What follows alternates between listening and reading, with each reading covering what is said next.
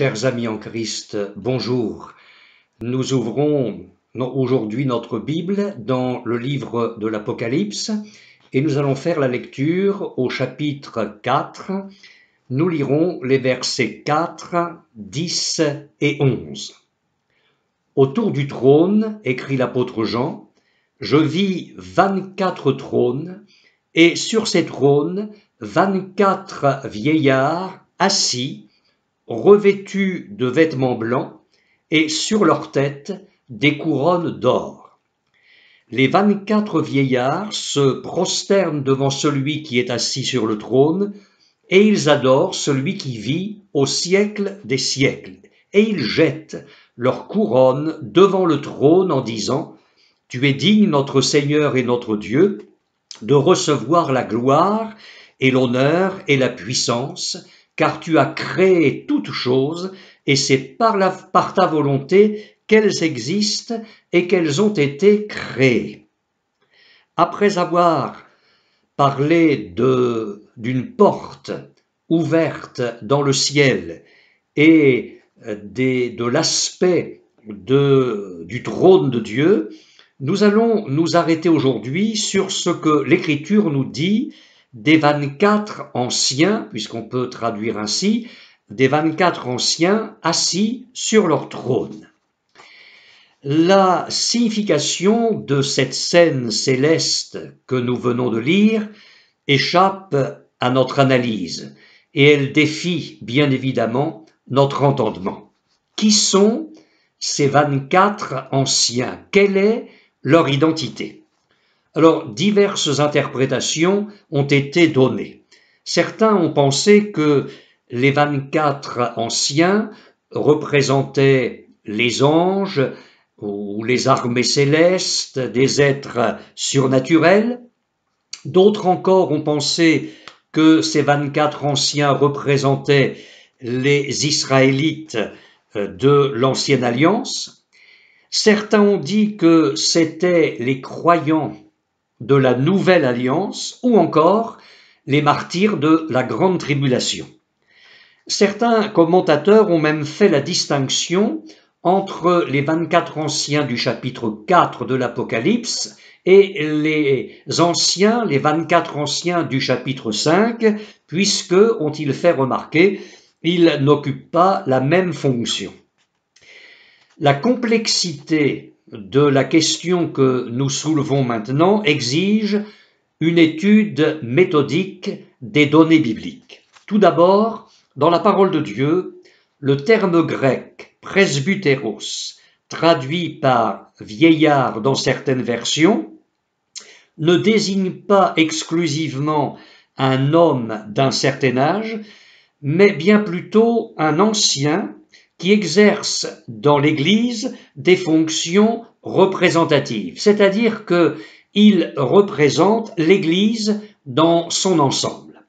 Voyez, pour exemple, le peuple d'Israël sous l'Ancienne Alliance. Les 70 anciens d'Israël étaient l'élite représentant le peuple tout entier. Il est écrit en effet dans le livre de l'Exode au chapitre 24, les versets 9 à 11, Moïse monta avec Aaron, Nadab et Abihu et 70 anciens d'Israël.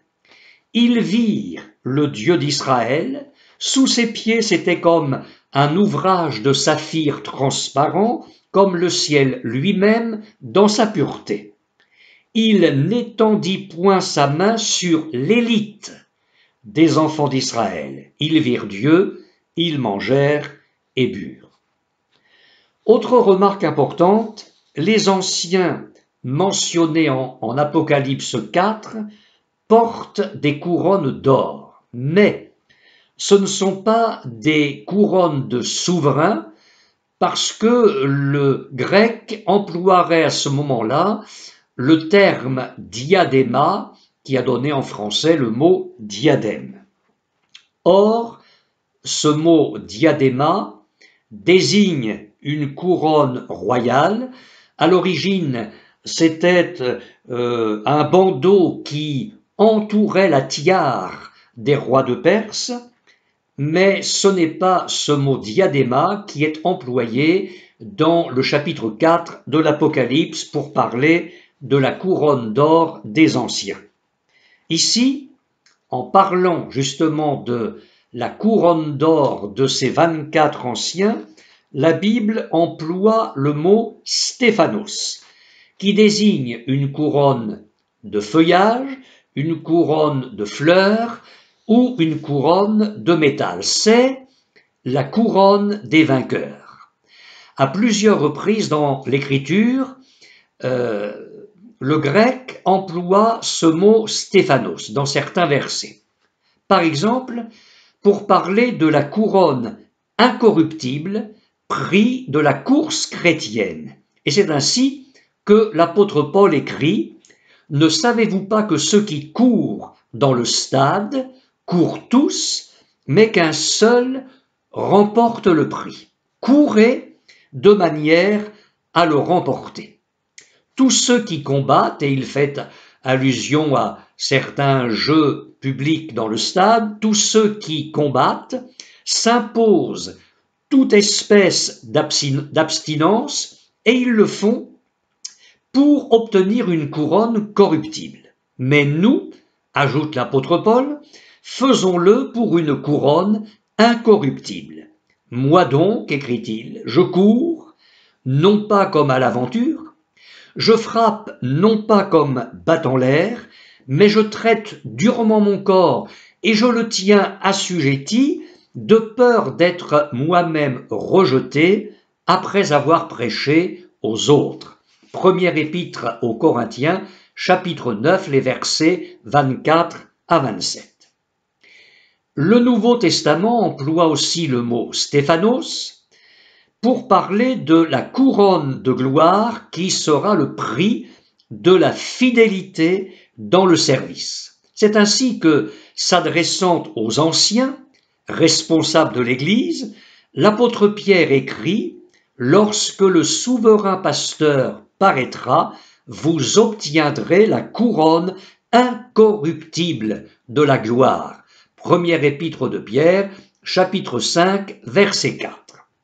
Cette couronne est la récompense des hommes qui auront exercé leur ministère volontairement et non par contrainte, avec dévouement, sans cupidité, sans esprit de domination, mais en étant les modèles du troupeau.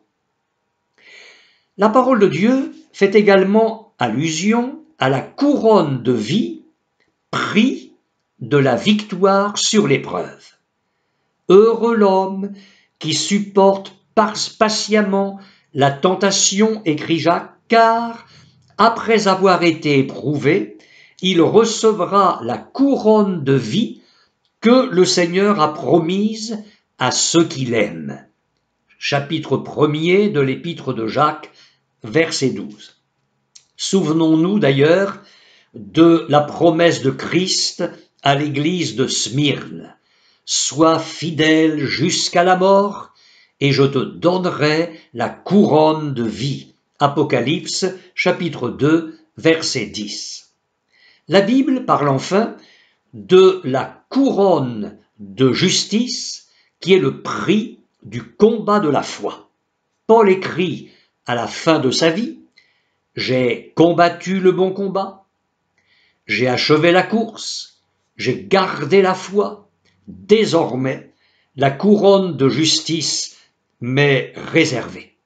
Le Seigneur, le juste juge, me la donnera dans ce jour-là, et non seulement à moi, mais encore à tous ceux qui auront aimé son avènement.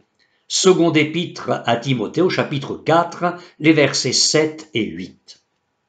Mes frères et sœurs, courons dans la carrière qui nous est ouverte pour remporter le prix. Servons notre Dieu avec fidélité. Soyons fermes pour surmonter toutes nos épreuves et persévérons jusqu'à la fin.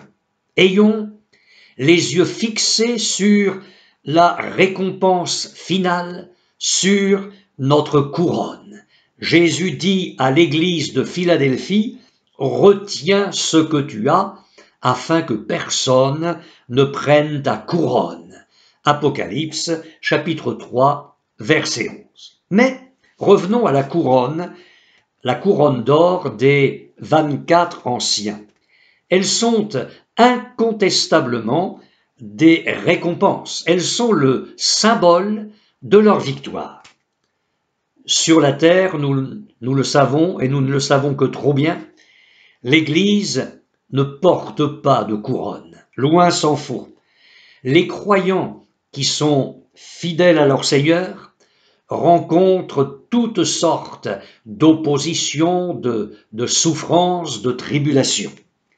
Mais l'Église triomphante verra le jour où elle participera à la domination universelle de Dieu. Elle va régner avec son époux divin. L'apôtre Paul a écrit, « Si nous persévérons, nous régnerons aussi avec lui. » Seconde épître à Timothée, chapitre 2, verset 12. Eh bien, que ce soit là une douce consolation et un puissant encouragement pour chaque disciple du Seigneur Jésus. Mais, je reviens à cette question, quelle est l'identité de ces anciens? Qui sont-ils? Les 24 vieillards se prosternent devant celui qui est assis sur le trône et ils adorent celui qui vit au siècle des siècles. C'est ce que nous dit l'Écriture, Apocalypse, chapitre 4, verset 10. Ces 24 anciens célèbrent le pouvoir créateur de Dieu. Tu es digne, disent-ils, notre Seigneur et notre Dieu, de recevoir la gloire et l'honneur et la puissance, car tu as créé toutes choses, et c'est par ta volonté qu'elles existent et qu'elles ont été créées. Apocalypse, chapitre 4, verset 11. Et au chapitre suivant, le chapitre 5, les 24 anciens célèbrent le pouvoir rédempteur de Dieu. Les 24 vieillards se prosternèrent devant l'agneau, tenant chacun une harpe et des coupes d'or remplies de parfums qui sont les prières des saints, et ils chantaient un cantique nouveau en disant « Tu es digne de prendre le livre et d'en rompre les sceaux, car tu as été immolé et tu as racheté pour Dieu par ton sang des hommes de toute tribu, de toute langue, de tout peuple et de toute nation. Tu as fait d'eux un royaume et des sacrificateurs pour notre Dieu, et ils régneront sur la terre. » Apocalypse, chapitre 5, les versets 8 à 10. Je voudrais préciser ici que dans certains manuscrits, il est écrit « Tu nous as rachetés, tu nous as fait pour Dieu un royaume, etc. » Or, les anges n'ont pas été rachetés pour Dieu par le sang de Christ. Ils n'ont pas besoin de rédemption. Ce sont des hommes que Dieu a rachetés. Les 24 anciens ne peuvent donc pas représenter des anges.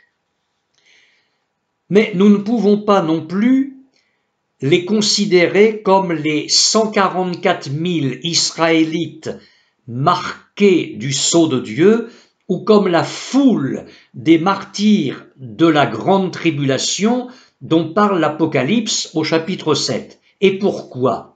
Tout simplement parce que cette grande tribulation aura à peine commencé au moment de l'intronisation du grand juge, notre Seigneur. Les 24 anciens ne peuvent pas davantage symboliser exclusivement, et j'insiste là sur ce mot-là, exclusivement, les rachetés de l'ancienne alliance, puisque ces derniers obtiendront ce qui leur est promis en même temps que l'Église. En effet, la parole de Dieu déclare « Tout cela, à la foi desquels il a été rendu témoignage, n'ont pas obtenu ce qui leur était promis, Dieu ayant en vue quelque chose de meilleur pour nous, afin qu'ils ne parviennent pas sans nous à la perfection. » Épître aux Hébreux, chapitre 11, les versets 39 et 40. Par voie de conséquence, les 24 anciens ne sont pas non plus exclusivement les représentants des convertis de la Nouvelle Alliance.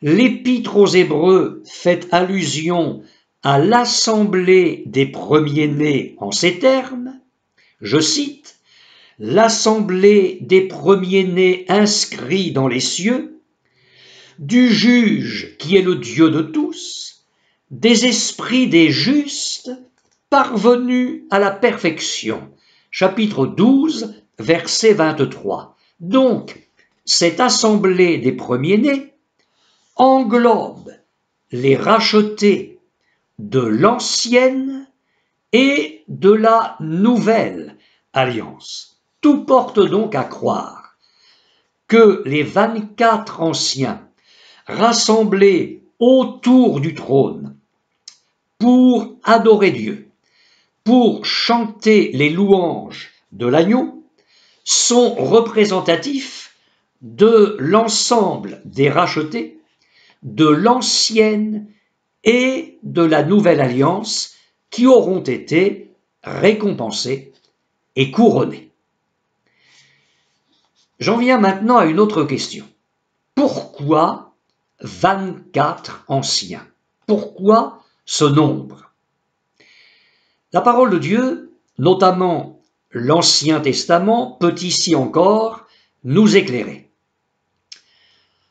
En obéissant à un écrit reçu de la main de Dieu, David a préparé la construction du temple et il a aussi préparé l'organisation, toute l'organisation du service du temple. Il est écrit, il donna à Salomon, le plan de tout ce qu'il avait dans l'esprit, touchant les classes des sacrificateurs et des Lévites, tout ce qui concernait le service de la maison de l'Éternel. C'est par un écrit de sa main, dit David, que l'Éternel m'a donné l'intelligence de tout cela, de tous les ouvrages de ce modèle.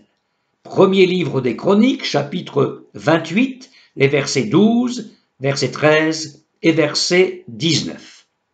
Et c'est ainsi, écoutez bien, que David a institué 24 classes de sacrificateurs appelés à servir dans la maison de l'Éternel. Vous trouverez cela dans le premier livre des Chroniques, au chapitre 24, les versets 1 à 19. David a aussi institué 24 classes de chantres pour entonner les chants. Premier livre des Chroniques, chapitre 25, les versets 6 à 31. Il a institué 24 classes de portiers choisis parmi les Lévites. Premier livre des Chroniques, chapitre 26, les versets 17 et 18. Et il a institué 24 officiers chargés du gouvernement de l'armée. Premier livre des Chroniques, chapitre 27, les versets 1 à 15. Maintenant, il faut avoir bien présent à l'esprit le fait suivant. C'est qu'il y avait alors en Israël des milliers de sacrificateurs, de chantres, de lévites, de portiers, de soldats et d'intendants. Mais seuls les chefs de file de tous ces hommes comparaissaient devant le roi Salomon. Aux yeux de Salomon, ces groupes de 24 hommes représentaient au fond l'ensemble des responsables des fonctions officielles. Selon cette interprétation, qui est adoptée d'ailleurs par la plupart des commentateurs, 24 anciens autour du trône de Dieu représentaient donc l'ensemble des rachetés, ainsi que nous le disions, l'ensemble des rachetés de l'ancienne et de la nouvelle alliance, et ils sont là, ces 24 anciens, devant celui qui, comme le dit Jésus, est plus grand que Salomon. Matthieu chapitre 12, verset 42.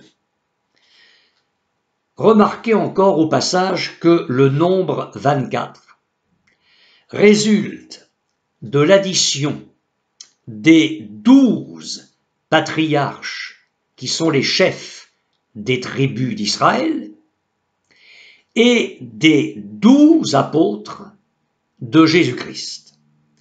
Alors il ne faudrait toutefois pas en conclure que, aux yeux de l'apôtre Jean, dans la révélation qu'il a eue à ce moment-là de la part de Jésus-Christ, ces 24 anciens sont les patriarches et les apôtres. Jean ne dit pas cela dans la position qu'ils occuperont au ciel. Jean ne dit pas que les 24 anciens sont les 12 patriarches et les 12 apôtres. Il ne dit pas précisément qui sont ces anciens. Il les considère seulement comme des représentants de l'Église triomphante. Parlons maintenant des vêtements des 24 anciens. Revêtus de vêtements blancs, nous dit la parole de Dieu. C'est la couleur des rachetés, la couleur de ceux qui ont lavé leurs robes dans le sang de l'agneau. Cette couleur blanche, elle est le symbole de la pureté. Et c'est ce que le Seigneur désire en ce qui concerne son Église. L'apôtre Paul nous parle dans sa lettre aux Éphésiens d'une Église sans tache, ni ride, ni rien de semblable, mais sainte et irrépréhensible. Et dès le début de son ministère, dans ce grand discours prononcé sur la montagne, dans ses béatitudes, Jésus dit « Heureux ceux qui ont le cœur pur, car ils verront Dieu ». Rappelez-vous, dans l'Apocalypse, au chapitre 3, les versets 4 et 5, s'adressant aux responsables de l'église de Sardes, Jésus-Christ dit « Cependant, tu as à Sardes quelques hommes qui n'ont pas souillé leurs vêtements. Ils marcheront avec moi en vêtements blancs, parce qu'ils en sont dignes. Celui qui vaincra sera revêtu ainsi de vêtements blancs. Je n'effacerai point son nom du livre de vie, et je confesserai son nom devant mon Père et devant ses anges. » Apocalypse, chapitre 3, je le répète, les versets 4 et 5. Jésus dit à l'église de Laodicée, « Je te conseille d'acheter de moi des vêtements blancs afin que tu sois vêtu et que la honte de ta nudité ne paraisse pas. » Apocalypse, chapitre 3, verset 18. Et au chapitre 19 de l'Apocalypse, les versets 7 et 8, nous lisons « Réjouissons-nous et soyons dans l'allégresse et donnons-lui gloire, car les noces de l'agneau sont venues et son épouse s'est préparée. Et il lui a été donné de se revêtir d'un fin lin éclatant, pur, car le fin lin, ce sont les œuvres justes des saints. » L'apôtre Jean donne une précision importante. Il a vu les 24 trônes des anciens autour du trône de Dieu, c'est-à-dire qu'ils forment en quelque sorte le conseil de Dieu. Dieu leur révèle ses desseins et ils adorent sa sagesse. De plus, les 24 anciens sont assis sur leur trône et j'aimerais partager avec vous à ce sujet une pensée enthousiasmante. Ces 24 anciens ne se tiennent donc pas debout. Ils sont assis et ils sont assis bien qu'étant en la présence du trône de Dieu.